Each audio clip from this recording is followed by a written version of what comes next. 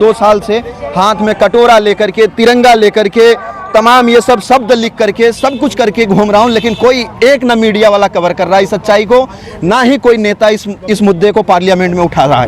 क्यों? जवानों के लिए पार्लियामेंट नहीं बनी है, जवानों के लिए ये मीडिया वाले नहीं हैं, तो ये क्यों ऐसा किया जाता है, मैं यही पूछना चाहता हूँ। और इसीलिए ये तमाम जो हमने सुना कि यहाँ पे जो 1.5 लाख पेंडिंग भर्ती वाले, इसलिए मैं आया था और उनके साथ मैं चल रहा था। वहाँ पे मुझे कई लोगों ने कहा कि आपको नेताजी से मिलना चाहिए हमारे, और वो आपकी बात को करेंगे। और मैं सुन रहा हूँ कि आप सत्यता की बात करते हैं, क्योंकि कल मैं आपका एक इंटरव्यू देख रहा था, आज तक वाले ने आपसे सवाल किया कि आप 70-80 किलोमीटर चले हैं, तो आपने कहा मैं झूठ नहीं बोलूँगा। जी, जिनके साथ किसी भी प्रकार का कोई भी अन्याय हो रहा हो जी, वो सब लोग न्याय के लिए इस मंच का हिस्सा बने, इस मुहिम से जुड़े। और यह जो हमारी यात्रा है, इसका भी उद्देश्य यही है कि जो युवा हैं, जो प्रभावित युवा वर्ग है जी, उसके जो सवाल हैं उसको प्रमुखता से उठाया जाए। और आपने जो सवाल बताया है, उन सवालों को भी हम उठाएंगे। और आप जो हमारे नारे को ध्यान से सुनेंगे, हम लोग बार बार कह रहे हैं कि अग्निपथ योजना वापस लो और लोगों को अस्थायी भर्ती प्रक्रिया जो है उसकी गारंटी करो, नौकरी को सुनिश्चित करो, तभी पलायन जैसे दंश से बिहार को बचाएगा। कहाँ से हैं? मैं यूपी जौनपुर से हूँ। और मैं भारतीय सेना में जो अग्निवीर ला करके जो भारतीय सेना को जो बर्बाद किया जा रहा है, उसके लिए मैं रक्षा मंत्री जी से भी मिला था और LOP राहुल गांधी जी से भी मिला था। और महोदय जी ने कहा था कि मैं आपके लिए रक्षा मंत्री को लेटर लिखूंगा। और किस बटालियन में थे? मैं सिग्नल में जी। कौन से साल तक रहे? मैं 2015 में ज्वाइन किया था और 2024 में मैं जनवरी 2024 में मैं बाहर आया। और मैंने त्यागपत्र दिया इसलिए कि हम अगर इतनी मेहनत करके सेना में जाते हैं तो हम किसी के अंडरगारमेंट्स धुलने नहीं जाते, किसी अधिकारियों के, किसी के बूट पॉलिश करने नहीं जाते, या ये चीज़ें हमें कही जाएं, लिख करके दिया जाए कि हम सेना में आ रहे हैं तो इसलिए आ रहे हैं। तो आप त्यागपत्र दिए? त्यागपत्र इसलिए दिया अग्निपथ के विरोध में, अग्निवीर के भी विरोध में, कि मैं उस पर रक्षा मंत्री जी से, देश के प्रधानमंत्री जी से मैं डिबेट कर सकता हूँ कि भाई किस तरीके से अग्निवीर भारतीय सेना को। कन्हैया कुमार जी, हम नहीं, ये है। Thank you. आप मेरा सवाल है, हम राष्ट्रवादी व्यवस्था से हैं और जितनी भी पार्टी आपके देश के अंदर है, वो सारी पार्टियों को मैं इग्नोर करता हूँ। ये देश आपका 50% गुलाम हो चुका, 75% हो चुका, ये तनाशाहों के अंदर में जा रहा है। इसको रोकने का कौन सा उपाय है, इसके लिए जरा सा आप सोचिए। हाथ मिलाइए। ये जितनी भी पार्टियां हैं, सब अपने अपने बात बोलते हैं लोग, बिल्कुल, लेकिन राष्ट्र आपका बच नहीं रहा है, आपका लोकतंत्र खतरे में है, आपका संविधान को धज्जियां उड़ाया जा रहा है। कन्हैया कुमार, यदि आप हैं तो आप भी देख रहे हैं कि ये मोदी किस तरह से आपके मैंने संविधान को बर्बाद किया है।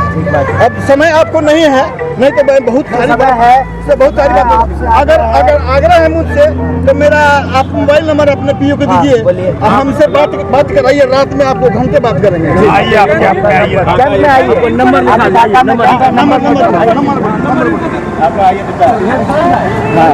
तो आप अग्निपथ अग्निवीर योजना के विरोध में जी, प्लस जो आपने कहा कि सेवादारी प्रथा, हाँ, सेवादारी प्रथा, बूट पॉलिश करना, कुत्ते घुमाना, सेवा के लिए आर्मी ज्वाइन करते हैं। जी जी, हाँ सही बात।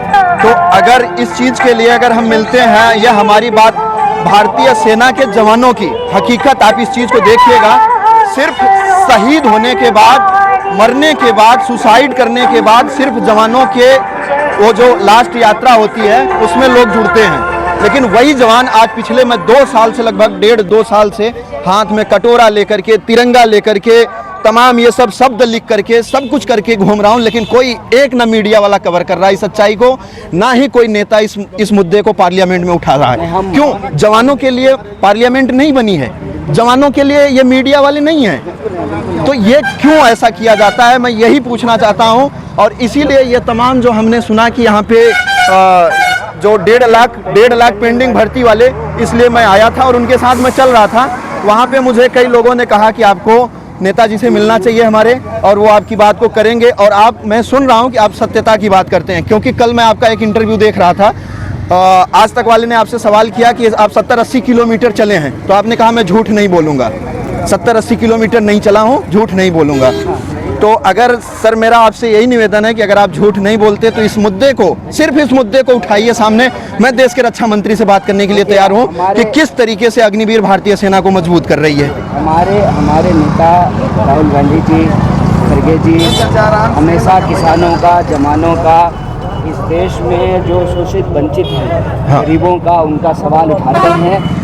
और कांग्रेस पार्टी का सिपाही होने के नाते जी हमारा यह फर्ज है कि कांग्रेस पार्टी संघर्षों का मंच बने, जिनके साथ किसी भी प्रकार का कोई भी अन्याय हो रहा हो, तो सब लोग न्याय के लिए इस मंच का हिस्सा बने, इस मुहिम से जुड़े। और यह जो हमारी यात्रा है, इसका भी उद्देश्य यही है कि जो युवा हैं, जो प्रभावित युवा वर्ग है, उसके जो सवाल हैं उसको प्रमुखता से उठाया जाए। और आपने जो सवाल बताया है, उन सवालों को भी हम उठाएंगे।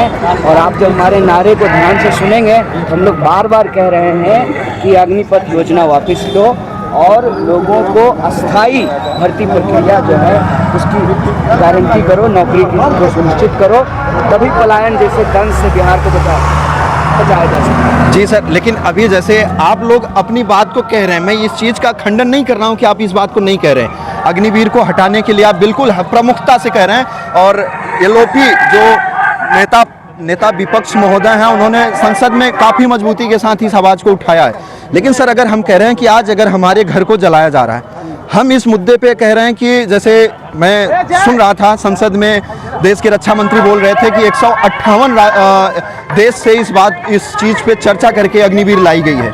इससे देश को गुमराह ना करें लीडर ऑफ अपोजिशन, इससे देश में गलत मैसेज जाएगा।